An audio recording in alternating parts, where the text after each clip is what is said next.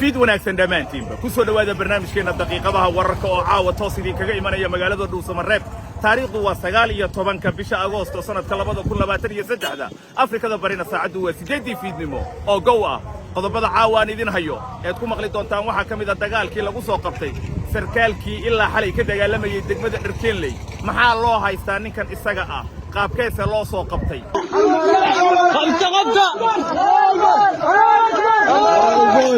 falcelin kala duwan ayaa qabashada sarkaalkani ka soo noqotay waxaan leeyahay waxaan fariin u dirayaa dhammaan beelaha Jareerweyne madaxda gaar ahaan waalidiinta dhalay ciidanka qaranka ee beelaha Jareerweyne fariin dheer ah idin diraa ciidamada furmaha noo soo faarujiya diidankeena basaan loo galay furmaha ka soo taga sidoo kale waxaan idin haynaa dhalinyaro sheegay ciidankii dhacay in sarkaalkan uu hogaaminayay oo gurigiisa ay galeen markii la dhacay kadib xaafadii markii hore amni aan ku haysanay ciidankii dawladda oo shaqeynayay nin kasta wuxuu ku dhaca hadda amniga ahay la amina waa markaas amnigii ma loo istaaga ayagan amniga nahay ku dhacay waana ku baaranayaan dacwadaha iyo dhageysiga ka socda Muqdisho ee loo haysto eedeysanayaasha musuqmaasuq iyo xatooyada xoolaha dadweyne lagu eedeynayo shacabka Muqdisho sidee u arkaan dagaalka shabaab ku socda xaguu maraya dhul hawd ah oo u dhaxeeya galgaduud iyo shabeellada dhexe oo aad u weyn ayaa shabaabka laga kiciyay miina ayay dhulka gelinayaan inkastoo waxyeello aysan ka dhicin miinooyinkaasi sidoo kale waxaad maqli doontaan xubinteennii suugaanta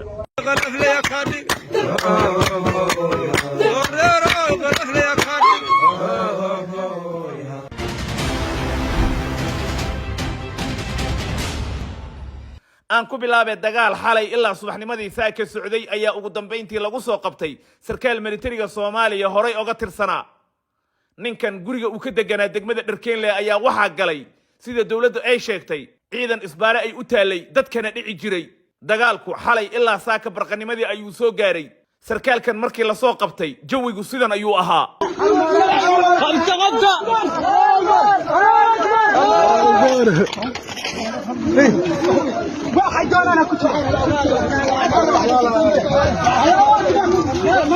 dhalinyaro ayaa sheegtay ciidankan maanta la soo qabtay qaar kamid ah inay horay u dhaceen oo mobaylo iyo alaab kalaba ay ka qaateen magacaygu waa Xuseen Cali Abduqaadir waxaan ku noolahay degmada Dharkeenley gaalaanka Kaawgaday waxaan ahay dibaniye laga dhacay telefoon eena la garaacay oo la dagaaltamay qoriga la qabsado indhaha carar lagu shubay maalintii 14 August ayaa saldhiga imaadama isla haweenka la soo qabtay ayaa telefoonka laga dhacay markaa imaadan dacwaan baxsaday waxaa la yidhi ragga markaan tilmaam mid gaaban oo gar leh oo camaamad watay iyo mid dheer oo ahaay si isla markii sawirkii laga tus naftirkooda aan ku cadeeyay sidaas daraanteed ciidanka sheego waan rafaadiyeen waana dhaween waan dhibaateeyeen xaafadda 2 bilood camal muddo degihiin xaafadii markii hore amni aan ku haysanay ciidankii dawladda oo shaqeynayay nin kasta wuxuu ku dhaca hadda amniga ahay la amina waa markaas amnigii ma loo istaaga ayagan amniga nahay ku dhacay waana ku baaranayaan waxa waaye xaalka Allah yaqaano haddana alxamdulillah waxa Ilaahay ka madcelinaa in xalay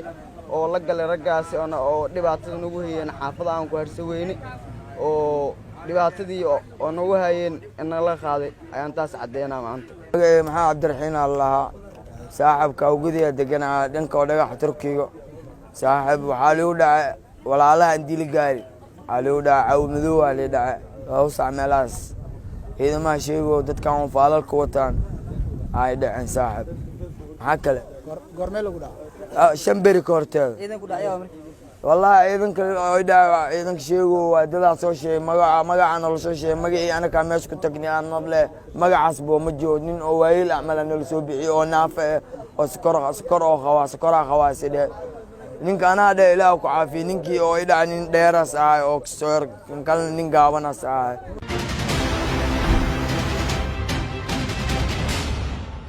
qabashada ninkan beesha Jareerweyne oo uu ka soo jeedo ayaa ka hadashay qaarkoodna waxayba sheegeen inay furimaha dagaalka ciidankooda ka soo saarayaan waxaan leeyahay waxaan fariin u dirayaa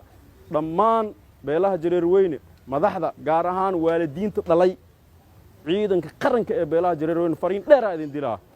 ciidamada furmaha noo soo faarujiya diidankeena basaan loo galay furmaha ka soo taga jananka hadii basaan loo galay oo badbaada qaran kamid ah ciidankii badbaada qaran oo kamid ah kulli darajada waa loo soo celiyay sheego geesi waay oo karti leh oo ka saameyn badan konton generaal 24 sac 15 sac gudahooda 15 ciidan nin wato 15 cabdibile la yimaadeen 15 cabdibile waa wiliyeed magaalada makada 15 wiilo wati ya 15 wiil iyo 15 dhishiikaal u yimaado ma meesha furun dagaal miya meesha furun dagaal ma ahan sheego generaal waaye xildhibaano leeyahay dadoo ku dhashay eheloo ku dhashay hadan generaal waa la soo qabtaa wili si xun bahdil janaanka inay qabteen ay garaaceen ay madax waxay u geliyeen dambas mudnaasha generaalnimadu oo lahaa askarti saas yeeshay madaxweyne xasan sheekh waxaan ka codsanaynaa inuu maxkamadda askartaas la keeno وهجاك دجال كشباب لقول جرو هجومك إركيا لولكا يا هالكيسة كسي الصعدة مالها شباب كلا جسارة واحد كم إذا هود كونه هي جلجدود يا شباب لا بدحه مينوين أي آسين شبابك أي قرحين أو سن نبض الله صاري وهو ميند الشبابك وإلهي وحبنا نجومية لين قبياش وهي دقيقة لما هكين دونا وخش عندنا دي الله يدين dhinaca kale afayeenka wasaaradda gaashaandhigga ayaa ka warramay halka uu dagaalkan iyo gulufkan shabaabka ku wajahan uu marayo ciidamada qalabka sida oo Soomaaliyeed oo kaashanaya ciidamada difaaca shacabka waxay jiidaha jirjir xiiray ka saareen kayn u dhaxaysa jirjir xiiray oo iyo kayn u dhaxaysa jirjir xiiray iyo cali hele waxay ka saareen ciidamada cadawga ah oo isku urursanayay oo doonayay ciidanka xooggu ama ciidamada qalabka kasta markay dhaafaan inay gadaal ka soo weeraraan sidoo kale isla maalintaas oo maalintii arbacada ahayd waxay ka saareen kaynta u dhaxaysa baraaka sheekh caamir iyo kala bayr ciidamadaas cadawga iyo ciidankeena markay ciidanka arkaan ciidamada qalabka kasta Soomaaliya markay arkaan hore ka cararayeen ma isa dagaalamayeen marka kayntaasna waa laga saaray isla maalintaas ciidamada qalabka sida waxay cadawga ka saareen kaynta u dhaxaysa Xuseen Cagay iyo Gariley waxayna isla maalintaas ku dileen 5 dhagar qabe deegaanka la yiraahdo Cali Yabaal dhamaantoodna waxa weeyaan waa gobolka Iisha Galmudug weey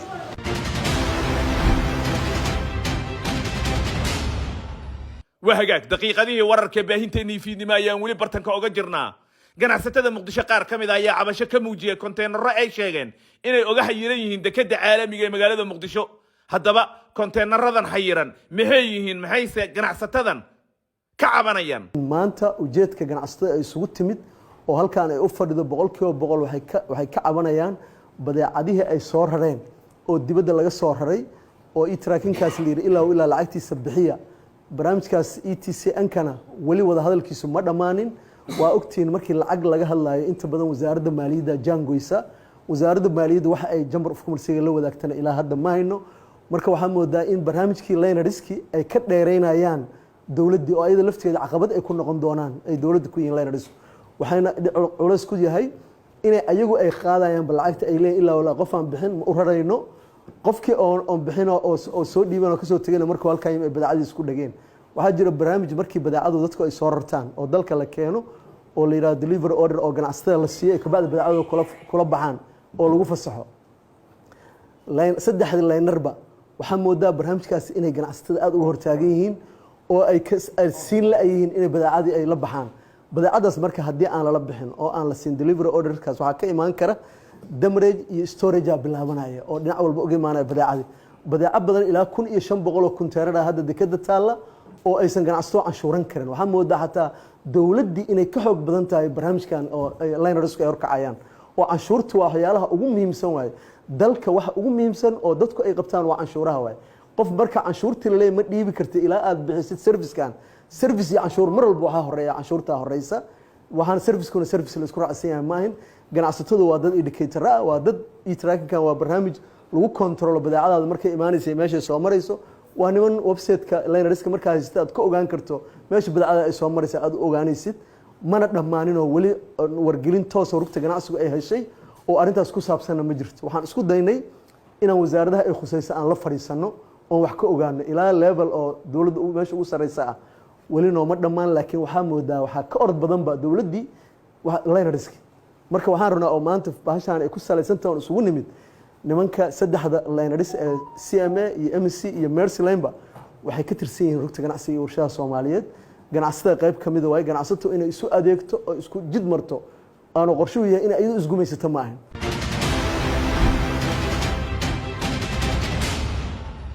وهجاك مقدشة أنت أنا كبهن دعوتها الله هيست إيديسن ياشا كو إيديسن مسوق ماسوق حتى يد حولها التدوينة أي شعب كرير مقدشة قار كمدة كفل عليين أفكار توضع يصير أيوار كان دقيسي دعوتهن أي كور رميان شعب كان haddii aan ka hadlo kiiskan maxkamadda gobolka banaadir ka socda eedeysanaha loo haysto arrinta xatooyo dadweyne xatooyo howlo dadweyne ee musuqmaasuqa ah ku eedeysan markii aragtida aan ka hadlo dawladnimada waxaad moodaa kobac wanaagsan inay samayso xagga isla xisaabtanka laakiin markii la rabo in la isla xisaabtan iyo musuqmaasuq cid lagu eeday waxaa la rabaa in sharciga loo wada siman yahay sharciga cid ka sarraysa ma laha hay'adaha dawladda laakiin bandhigan lagu soo bandhigayo dadka loo haysto eedaha la xiran musuqmaasuqa waxaad moodaa dhoolatus ay ku soo bandhigayso dawladdan uu hogaamiyo madaxweyne xasan sheekh maxamuud runtii in la isla xisaabtana way fiican tahay waana meesha dawladnimada laga dhiso aasaaska dawladnimada waxa ah si daafran ay bulshada u shaqayso haddana sida wax u socdaan waa ku qanacsanahay waxaana u mahadcelinayaa garsoorayaasha kiiska gacanta ku haya iyo qareennada sida daafran ugu doodayo iyo sida bulshada Soomaaliyeed ay ugu dhiifoon tahay oo il gooniya ugu hayso waxa ka dhex socda maxkamadda gobolka Banaadir oo la sii guddoona waxa xigmi doona kiiskaas meesha ku dhamaan doono in uu noqdo xabsi iyo inuu noqdo xurriyadda dib u helaa aad iyo aad uga mahadcelinaya daafurkaas dawladda Soomaaliyeed ay horbuudayso la xisaabtanka xoolaha dadweynaha ee sida fudud ugu dhacayo talaabadan ay dawladdu qaaday waa ku hambalyeynaya garsoorayaasha maxkamadda waxaa leeyahay cadaalad ugu garnaqa haddii aad cadaalad ugu garnaqdaan waxa weeyaan qof dambe oo musuqmaasuq dalkan ku sameeya oo lacag xada oo wax isdaba mariya oo shaqaalaha waxa weey isdaba mariya waxa weeyaan waa uu ka xanaaqi doona ugu yaraan waxa kii lagu helo dambiga waxa weeyaan sanado badan iyo xabsi daayn iyo dil iyo waxa weeyaan 40 sano oo xadhigaaba ha lagu xukumo magacaygu waa maxamed ibraahim goore aad baan su'aashaada weydiisay ah ku saabsan musuqmaasuqa in la dagaalamo la maxkamadeeyo dadka lagu tuhumso maartay isheeg ama lagu helo musuqmaasuqa aad baan u soo dhaweynayaa musuqmaasuqa waxa in ragaadiyay waxaan la baahan yahay dawladdu inay maartay ku dhiirato oo maartay isheeg waxa la cid lagu tuhumo musuqmaasuqa la soo qabto cid lagu helaan la maxkamadeeyo aad baan u soo dhaweynayaa dawladdana waa ku bogaadinaya ku taageersana waxaan ka sugaynaa inay sii wado oo ay cid lagu tuhmaana ay soo qabato cid lagu helaan la maxkamadeeyo sharcigana la waafajiyo cid lagu helo musuqmaasuqa waa soo dhaweynaynaa waana jecelahay inay dawladda sii wado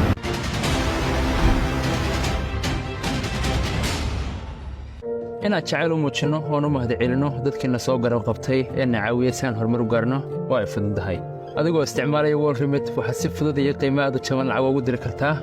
waddankii diritaanka iyo qaadashaduba waxay qaadanaysaa daqiiqado yar waxaanaad lacag diri kartaa adigoo isticmaalaya teleefankaaga way fududahay soo maaha ma tirtiro abaalkaaga ismadiyo wanaagan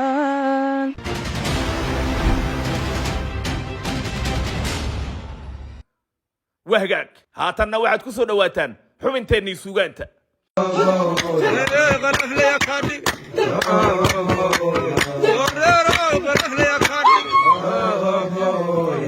قرر غلبنا يا كادي سيدي قولنا ويقارشب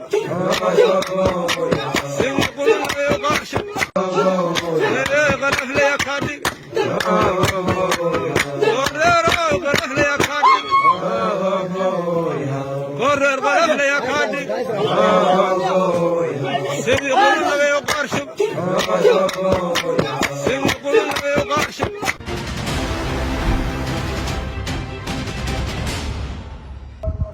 barnaamijkeennii daqiiqadaha wararka oo dhuusamareeb idinkaga imanaya caawa intaas haynoo joogo waad ku mahadsantihiin daawashadiinna tan iyo kulankeenna kan xiga nabadgelyo faa'iidooyinka adeegga ibs send money dirista lacagaha withdraw money fabixidda lacagaha airtime top up ku shubashada xirmooyinka ku hadalka ibs bay lacag bixinta ama tukaamaysiga loans and savings amaahda iyo kaydka ibs global xawilaadaha ibs mastercard virtual mastercard banking service adeegyada bangiga iibesa goor kasta iyo goob kasta